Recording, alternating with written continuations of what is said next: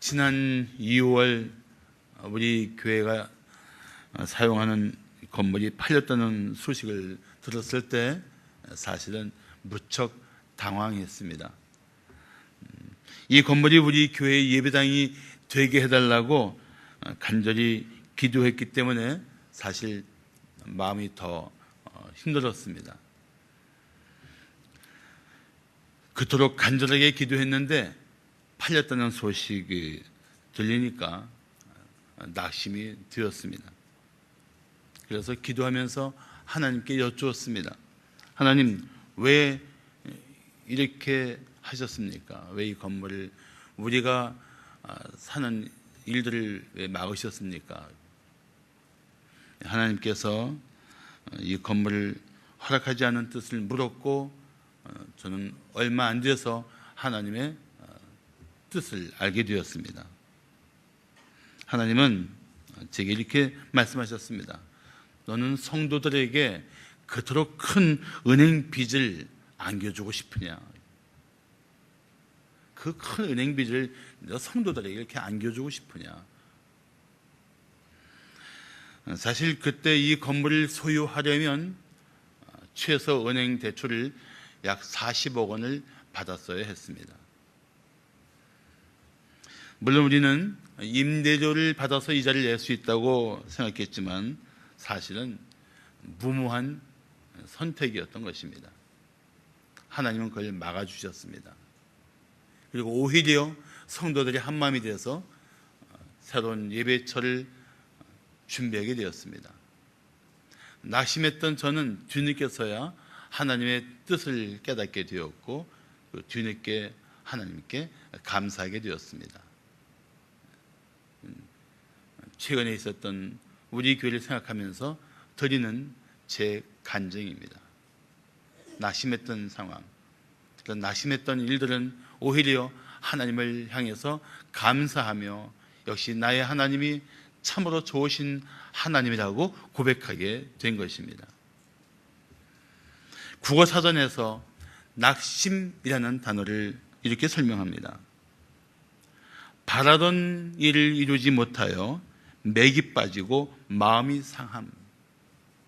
자, 이 국어사전의 정의를 보면 왜 낙심하느냐? 바라던 대로 일이 이루어지지 않았기 때문이라는 것입니다. 그래서 힘도 빠지고 마음도 상한다는 것입니다. 자, 그렇다면 묻습니다. 과연 우리가 바라는 대로 되는 것이 우리 삶의 최상일까요? 우리가 바라는 대로 되지 않았다고 상황이 끝난 것일까요? 그렇지 않다는 것입니다. 그런데 우리가 낙심하는 순간 우리가 순간적으로 잊어버린 분이 계십니다. 하나님이십니다. 하나님. 내가 바라는 대로 되지 않았지만 하나님이 나를 위해 일하고 계신 사실을 믿는다면 우리는 낙심하지 말아야 합니다. 내가 원하는 대로 되지 않았지만 하나님이 원하시는 대로 이루어질 것이기 때문입니다. 그래서 우리가 낙심했던 자리에서 오히려 자백해야 할 사실이 있습니다. 하나님보다도 다른 것을 더 의지했다는 사실입니다. 그래서 이 계약이 깨지면 마치 내 삶이 무너질 것처럼 낙심하고 이 새로운 약을 사용하지 못하면 내 병이 고쳐지지 않을 것처럼 생각했던 이 낙심했던 상황들, 그 상황 속에서 우리는 알아야 할 것이 내가 하나님보다 이것을 더 의지했구나 하는 사실입니다. 이 돈을 잃어버리면 내 삶이 무너질 것 같은 생각도 하나님보다 재물을 더 의지했던 마음이었구나, 그걸 깨달아야 하는 것입니다. 낙심할 수밖에 없는 상황은 오히려 우리가 의지하던 것들을 다 끊어버리고 하나님께서 나를 보라, 내가 너의 하나님이다 라고 우리를 돌이키시는 기회이기도 합니다.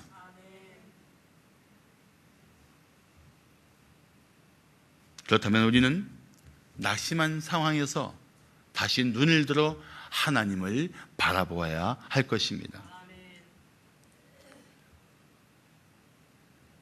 왜냐하면 하나님께서는 우리가 의지하던 것들을 제거하시고 더 좋은 계획 가운데 나의 삶을 이끌어 가시고 계시기 때문입니다. 그러므로 어떤 낙심할 상황에서도 우리는 다시 마음을 돌이켜 하나님을 바라보아야 할 것입니다. 오늘 1절은 이렇게 말씀합니다. 예수께서 그들에게 항상 기도하고 낙심하지 말아야 할 것을 비유로 말씀하여. 사랑하는 성도 여러분, 우리는 낙심하지 말고 기도로 이겨내야 합니다. 그래서 오늘 설교 제목이 뭡니까? 낙심하지 말고 기도하라. 자, 우리가 성도로서 이 낙심을 극복하기 위해 해야 할 일이 무엇일까요? 첫째, 믿음의 기도를 힘써야 합니다. 기도하는 마음과 낙심하는 마음은 매우 중요한 관계가 있습니다. 오늘 1절에서 주님은 항상 기도하고 낙심하지 말라고 말씀하십니다. 우리가 그토록 간절하게 기도했는데 응답받지 못하면 낙심하지 않을 수 있습니다.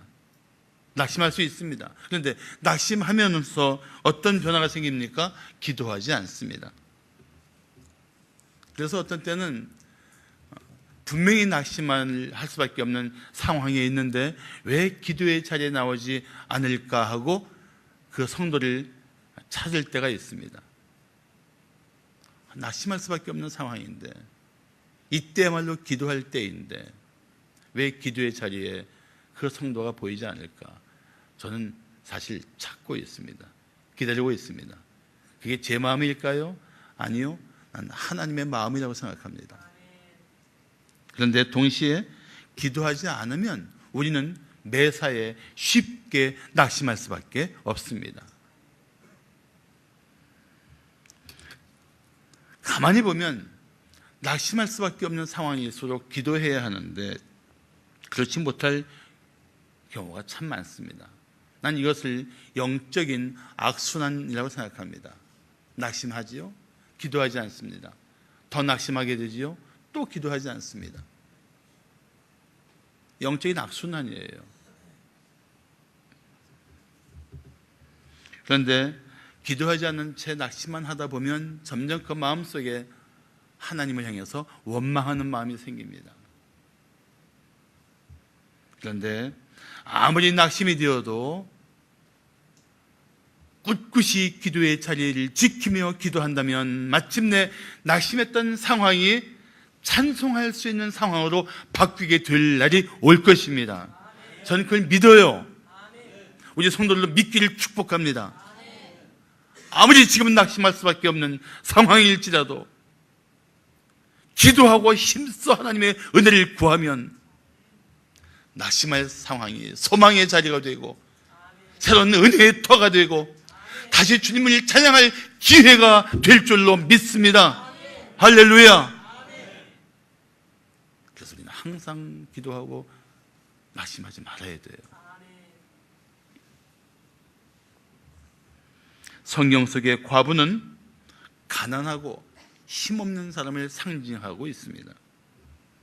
사실 그 당시에는 과부는 사회적인 약자입니다. 가난하고 힘없고 존재 자체가 힘겨운 사람들, 과부들이었단 말이죠. 더구나 그 당시에 과부는 재판정에 들어갈 수조차 없었습니다. 그래서 이 과부가 할 수 있는 일이라고 해봤자 기껏해야 재판정으로 쓰는 그 천막 주위를 맴돌면서 소리 질러서 재판장을 괴롭게 하는 것이었습니다. 2절을 보시면 이르시되 어떤 도시에 하나님을 두려워하지 않고 사람을 무시하는 한 재판장이 있다고 합니다. 이 가련한 과부가 상대할 사람은 하나님을 두려워하지 않고 사람을 무시하는 재판장입니다. 사람을 무시한다니, 과부는 얼마나 무시했겠습니까? 사람같이 여기지도 않을 수 있는 불의한 자였습니다. 이런 사람에게 호소한들 설득이 되겠습니까? 아마 주위의 사람들은 그렇게 말렸을 겁니다. 저 사람은 바늘로 찔러도 피 한 방울 안 나올 사람이야. 소용없어. 포기해. 그러나 낙심하지 않으면 포기하지 않습니다. 그래서 이 과부는 포기하지 않았습니다. 3절에 보시면 그 도시에 한 과부가 있어 자주 그에게, 누구에게? 재판장에게 가서 내 원수에 대한 나의 원한을 풀어주소서 하고 말했습니다. 아마 재판장은 이 과부의 그 성가신 소리를 들으면서도 저러다 그만두겠지 했을 것입니다. 그런데 때마다 찾아와 소리치며 원한을 풀어달라고 외칩니다. 그래도 애써 무시했는데 드디어 이 불의한 재판장의 마음에 동요가 일어나기 시작합니다. 오늘 본문 4절과 5절을 보십시오. 그가, 재판장이 얼마 동안 듣지 아니하다가 후에 속으로 생각하되 내가 하나님을 두려워하지 않고 사람을 무시하나 이 과부가 나를 번거롭게 하니 내가 그 원한을 풀어주리라. 그렇지 않으면 늘 와서 나를 괴롭게 하리라. 생각이 바뀌기 시작하고 있어요. 마음에 동요가 일어났습니다. 왜요? 이 과부가 몇 번 조르다가 말 사람이 아니구나. 원한을 풀어줄 때까지 평생 나를 번거롭게 하겠구나. 이런 생각이 들자 이 불의한 재판장이 마음을 바꿨습니다. 오늘 이 비유 속에 첫 번째 대조적인 관계가 뭔지 아십니까? 하나님을 두려워하지 않고 사람을 무시하는 불의한 재판장과 어떤 죄인도 사랑하시고 어떤 이의 부르짖음도 들어주시는 의로우신 하나님. 이 본문에는 이 두 사람의 대조적인 모습을 볼 수가 있습니다. 한마디로 말하면 극과 극입니다. 사랑하는 성도 여러분, 불의한 재판장도 그가 무시했던 하잘것 없어 보였던 과부의 간청도 뿌리치지 못했다면 하물며 우리를 사랑하시는 하나님이 우리의 간구를 모른 척 하실 리가 있겠습니까? 절대 없습니다. 믿습니까? 절대 그러실 분이 아니십니다. 하나님은 우리의 간구를 듣고 계십니다. 우리의 부르짖음을 주목하고 계십니다. 우리의 신음을 듣고 계시며 우리의 작은 소리에도 그분은 귀를 열어 듣고 계십니다. 반드시 응답하실 것입니다. 그러므로 우리가 할 일은 무엇입니까? 믿음의 기도를 힘쓰는 것입니다. 왜냐하면 우리의 모든 믿음의 간구를 주님이 들어주시기 때문입니다. 그래서 이 M 바운드 목사는 이런 말을 했습니다. 우리 기도는 지칠 줄 모르는 힘과 거부할 수 없는 인내와 꺾이지 않는 용기로 강하게 구해야 한다. 그렇습니다.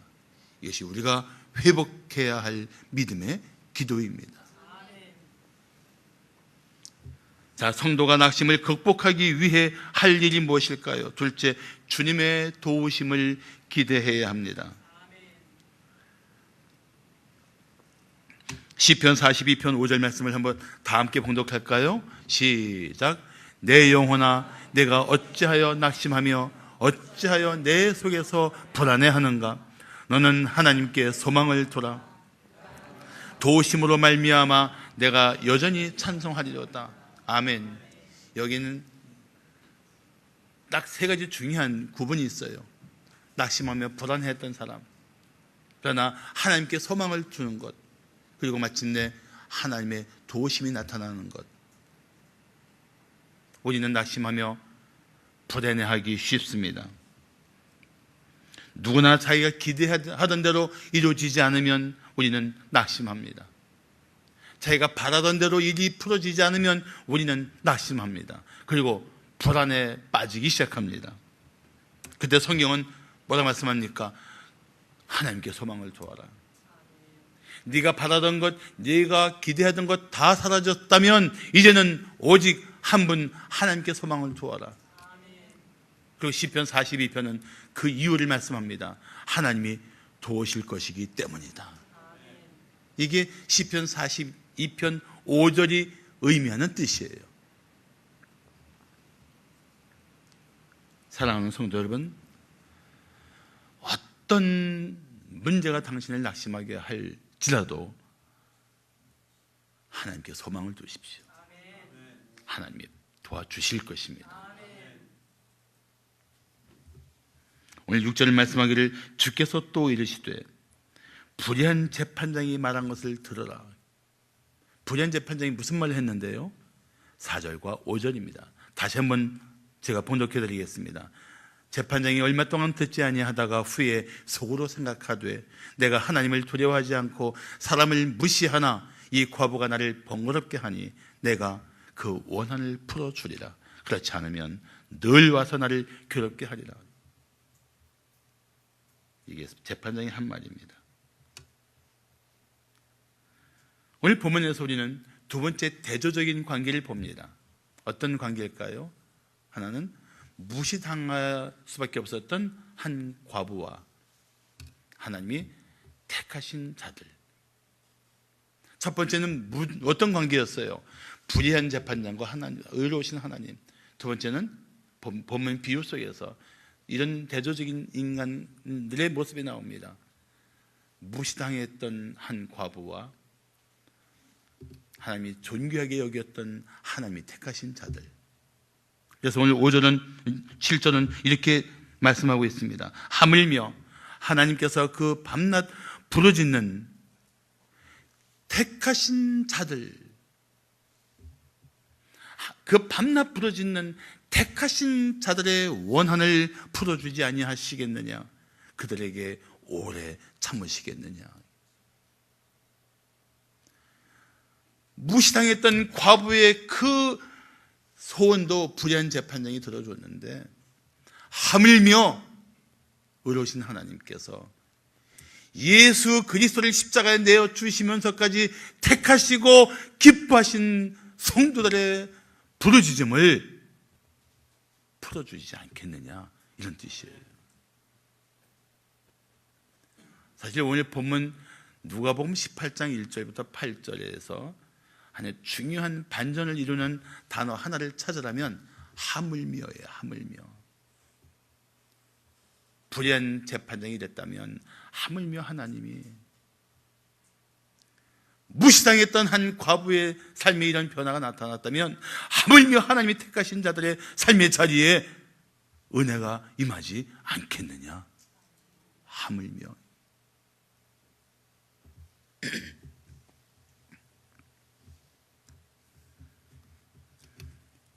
하나님은 택하신 자들, 십자가 예수를 내어 주시면서까지 사랑하시고 택하신 성도들의 부르짖음을 반드시 들어주시고 그 모든 기도에 응답하여 주십니다. 반드시 그러십니다. 안타까운 것은 믿음을 가지고 이겨내야 할 성도가 너무 일찍 포기한다는 것입니다. 낙심하면 나타나는 현상 중에 하나가 기도하지 않고 포기하는 것입니다. 그래서 이런 생각까지 합니다. 기도하면 무슨 소용이 있어? 기도해봤자야. 그리고 우리는 낙심한 상황에서 믿음을 잃어버린 채 방황하기 시작합니다. 갈수록 이런 현상이 심해질 거예요. 그래서 주님께서 오늘 8절에서 그런 말씀하신 겁니다. 인자가 올 때 세상에서 믿음을 보겠느냐? 끝까지 하나님 앞에 믿음을 가지고 살 수 있는 사람들이 얼마나 되겠느냐? 작은 일에도 낙심하고 기도하지 않으면서 내가 해서부터는 이후로 전능하신 하나님을 의지하는 믿음 없이 살면서 인자가 올 때 그 믿음을 끝까지 지키는 자들을 내가 보겠느냐. 7절을 다시 보시면 택하신 자들의 원한이라는 말이 나옵니다. 하나님, 하물며 하나님께서 그 밤낮 부르짖는 택하신 자들의 원한을 풀어주지 아니하시겠느냐? 그들에게 오래 참으시겠느냐? 택하신 자들의 원한이 무엇입니까? 성도들이 이 세상에서 억울하게 당하는 고통을 말합니다. 불의한 자들 틈에서 겪을 수밖에 없는 가슴 아픈 일들을 의미합니다. 성도들이 살면서 이 불의한 세상에서 의로운 하나님의 사람답게 살기 위해서 치러야 할 대가가 얼마나 많습니까? 얼마나 고통스러운 일들이 많아요. 뜻하지 않은 재앙 같은 사건들이 얼마나 많습니까? 그리고 하나님께서 그냥 무심하게 내어버려 두실 리가 없다는 것입니다. 절대 그렇습니다. 그러므로 우리는 낙심하고 주저앉아 있을 때가 아니라 하나님의 도우심을 구하며 하나님이 반드시 도와주실 것을 믿어야 합니다. 주의 도우심을 우리는 기대하면서 낙심할 수밖에 없는 삶의 자리를 이겨내고 벗어나야 합니다. 그 자리에서 벌떡 일어서야 합니다. 사랑하는 성도 여러분, 과부가 재판장 앞에 서지도 못한 채 그 장막 밖에서 빙빙 돌며 내 원한을 풀어주세요, 내 원한을 풀어주세요 외쳤던 것에 비하면 우리는 사실 엄청난 은혜를 입고 있습니다. 어떤 은혜인지 아세요? 하나님의 보좌 앞에 언제든지 나갈 수 있는 은혜입니다. 그래서 히브리서 4장 16절을 말씀하기를 그러므로 우리가 긍휼하심을 받고 때를 따라 돕는 은혜를 얻기 위하여 하나님의 보좌 앞에 담대히 나아갈 것이니라. 할렐루야. 때를 따라 돕는 은혜를 얻기 위해서 언제든지 보좌 앞에 나갈 수 있는 은혜. 그러므로 우리는 낙심할 수밖에 없는 상황에서도 보좌 앞에 나아가 무릎 꿇고 기도하며 주님의 도우심을 기대해야 합니다. 왜냐고요? 하나님이 반드시 도와주실 것이기 때문입니다. 마지막으로 성도가 낙심을 극복하기 위해 해야 할 일이 무엇일까요? 셋째, 주님의 때를 기다려야 합니다.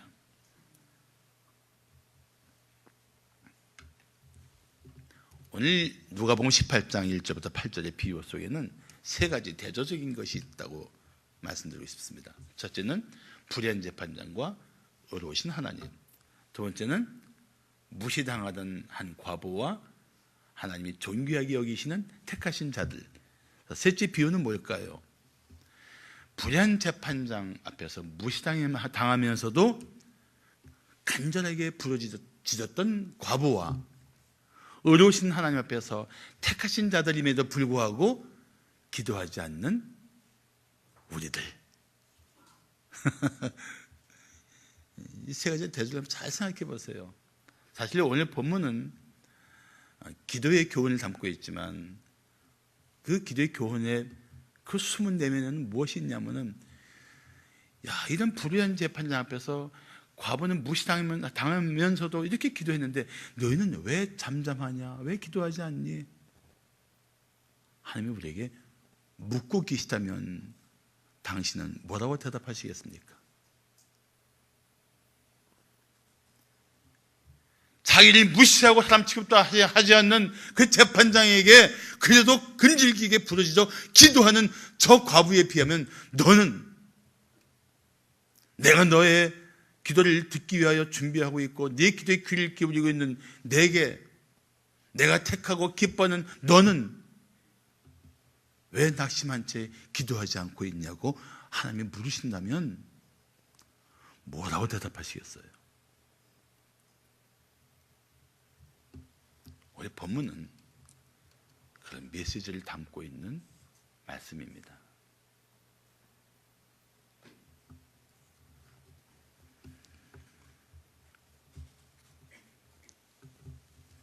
의로우신 하나님이 우리 성도를 한 분 한 분의 사정을 다 알고 계십니다. 속속들이 다 알고 계세요. 억울한 사정도 다 알고 계시고, 한때 욕심부리다 잘못 판단한 그 후유증으로 겪는 고통도 다 알고 계십니다. 우리가 할 일은 무엇입니까? 어떻게 내가 이 상황을 헤쳐나갈 수 있을까 두려움에 빠져서 낙심한 채로 머물러 있는 것이 아니라 기도의 자리로 나오는 것입니다. 우리는 두려움 때문에 더 낙심을 합니다. 사랑하는 성도 여러분, 당신을 두렵게 하는 문제가 무엇입니까? 그것 때문에 낙심이 된다면 오히려 하나님만 의지하고 더 기도하는 성도가 되어야 합니다. 하나님만 의지한다면 낙심할 수밖에 없는 상황에서도 놀라운 평안을 누리게 될 것입니다. 시편 131편 2절은 말씀하기를, 그에게 이르기를, 아니 실로 내가, 이렇게 뜨니까 무조건 읽었는데 시편 131편 2절은 이런 말씀입니다. 실로 내가 내 영혼으로 고요하고 평안하게 하기를, 젖된 아이가 그의 어머니 품에 있음 같게 하였나니 내 영혼이 젖된 아이와 같도다. 자, 이 말씀 잘 보세요. 젖 먹는 아이라면 어머니 품에 파고들어서라도 젖을 먹으려고 하겠죠. 젖된 아이는 그렇게 젖을 찾는 아이처럼 그렇게 갈급해하지 않을 거란 말이죠. 그런데도 젖된 아이가 어머니 품에서 누리는 삶이 무엇입니까? 고요하고 평안한 것입니다. 왜 이 말씀을 제가 알려드리냐 하면은, 우리가 하나님께 무엇을 꼭 얻기 위해서가 아니라 그냥 하나님 품 안에서 내 모든 것 주시는 하나님, 내 모든 소망을 이루시는 하나님, 내 모든 위로요 도움이신 하나님, 그분 품 안에서 고요하고 평안을 누릴 수 있다는 거예요. 그 하나님 품으로 뛰어드는 것이 무엇인가? 기도하는 겁니다. 기도하면서 우리는 마침내 하나님 품 안에서 위로를 받을 것입니다. 소망을 갖게 될 것입니다. 힘을 얻을 것입니다. 다시 일어나게 될 것입니다.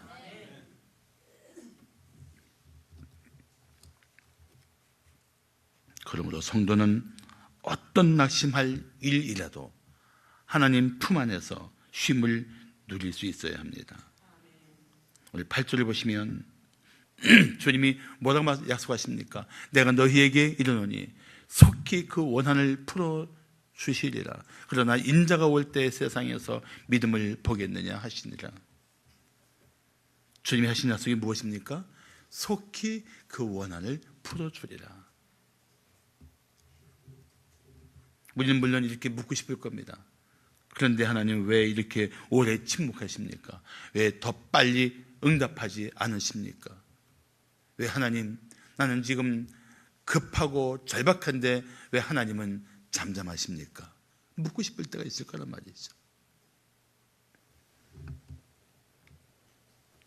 그러나 우리가 먼저 생각해야 할 것이 있어요. 정말 우리가 믿음으로 생각해야 할 것.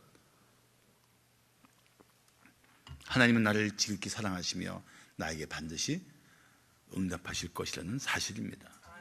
그 사실 먼저 붙들어야 돼요. 그러고 나서 우리가 생각할 것이 있습니다. 하나님의 때에 하나님이 하실 것이다. 우리는 내가 급하니까 내가 생각하는 때에 이루어지길 바라지만 하나님의 때가 있다는 사실을 알고 그 하나님의 때를 기다릴 줄 알아야 합니다.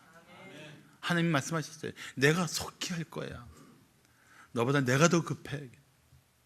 내가 너에게 언제 하는 것이 가장 좋은지를 내가 알아. 내가 속히 할 거야.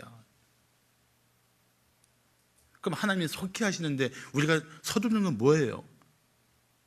하나님의 때를 기다리지 못하고 내 급한 대로 하나님이 일하기를 바라는 그런 조급증이에요. 조급증. 물론 그동안 잘 참고 잘 기다렸지만, 그동안도 힘에 겨울 정도로 참았지만 아직 하나님의 때가 아니라면 좀 더 기다려주세요. 좀 더 기다리세요.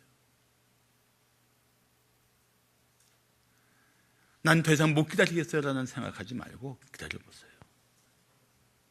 하나님이 하나님의 때에 하나님의 방법으로 하실 겁니다. 지극히 선하시고 인자하신 하나님이 우리 아픔, 슬픔, 절박함 다 아시고 계십니다. 물론 기다리는 시간은 믿음이 필요합니다. 이런 노래도 있지 않습니까? 주님의 시간에 그의 뜻 이루어지리 기다려. 하루하루 살 동안 주님 인도하시니 주 뜻 이룰 때까지 기다려. 하나님께서 그 뜻을 이루실 때까지 하루하루 우리를 생존하게 하시고 감당하게 하시고 돕고 계시단 말이죠. 그 뜻을 이룰 때까지 우리는 기다리는 것이 믿음의 자세입니다. 사랑하는 성도 여러분, 어떤 낙심할 상황에서도 낙심하지 말고 기도로 이겨내십시오. 주님의 뜻이 이루어질 때가 곧 올 것입니다. 지미 로저스는 미국의 큰 보험회사의 회장입니다. 신실한 크리스찬입니다. 남들 보기에는 정말 아무 문제 없이 살 것 같은 부러운 사람입니다. 그런데 그에게도 생에 아킬레스건이 있었습니다. 아들이에요. 사랑하는 아들이 마약에 빠져 살았던 것입니다. 그런 그가 아들을 위해 할 수 있는 모든 일을 힘써 보았지만 번번이 실패했습니다. 실패할 때마다 지미 로저스의 마음은 무너졌습니다. 낙심이 되었습니다. 그러다가 성경을 읽던 중에 신약 성경에서 예수님의 모습을 보면서 그의 마음 가운데 전능하신 하나님이신 예수님에 대한 믿음이 다시 회복되기 시작했습니다. 그리고 그는 마침내 이렇게 생각했습니다. 맞아, 이제 내가 할 수 있는 일은 오직 기도하는 것이야. 그리고 하나님께서 이루어 주실 것을 믿고 기다리면 돼. 그리고 그는 아들을 위해서 항상 기도했습니다. 생각나면 기도하고 생각나면 기도하고 아들 생각이 끊임없이 나면 끊임없이 기도했습니다. 그런데 듣는 말들은 더 암울했습니다. 아들은 이미 마약에 깊이 빠져 폐인이 되었다는 소리가 들리고 이제는 어떤 기대도 할 수 없는 상황이라는 말도 들렸습니다. 그래도 낙심하지 않고 기도했습니다. 그러던 어느 날 그 사무실에 낯선 남자 하나가 수염을 잔뜩 기른 채 찾아왔습니다. 지미 로저스가 누구신가요? 하고 맞이하려고 일어나는 순간 그는 그 낯선 남자가 바로 그토록 애타게 찾고 마음에 품고 기도했던 아들임을 즉각 알아챘습니다. 근데 그 아들이 아버지 앞에서 나지막하게 이렇게 고백했습니다. 아버지, 인생을 다시 살고 싶어요. 저도 예수님을 따라 살고 싶어요.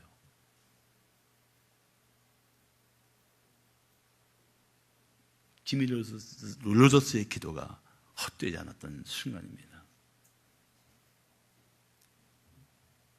그 아들은 회복했고 아버지는 이러던 아들을 가슴에 품는 감격을 누리게 되었습니다. 세상에 어떤 것도 지미 로저스의 아들을 향한 소원을 풀어줄 수 없었습니다. 그런데 믿음의 기도를 들으신 하나님께서 때가 되어 아들을 다시 돌려주신 것입니다. 이 일을 책으로 기록한 스티븐 아터번이라는 작가는 이렇게 말했습니다. 때로 오랜 시간이 흘러도 기도가 응답되지 않을 때가 있다. 하나님께서 그 일의 과정을 완전히 이루신 후에야 응답하시기 때문이다. 그렇지만 그 응답은 우리가 상상하거나 바랄 수 있었던 그 어떤 것보다도 더 내 영혼을 충만케 한다. 그렇습니다. 당신의 기도가 당장 응답되지 않는 것처럼 보일지라도 하나님은 당신의 기도를 듣고 계신다는 사실을 잊지 마십시오. 그리고 응답하기 위해서 지금 일하시고 계신 신실하신 하나님을 끝까지 의지하십시오. 하나님께서 반드시 하나님의 때에 역사하실 것입니다. 어느 저수지에 가면 이런 팻말이 붙어 있습니다. 낚시 금지. 우리 마음에는 이런 팻말을 붙였으면 좋겠어요. 낙심 금지. 옆에 분들에게 이렇게 인사합시다. 낙심하지 말고 기도로 승리합시다. 시작. 기도하겠습니다.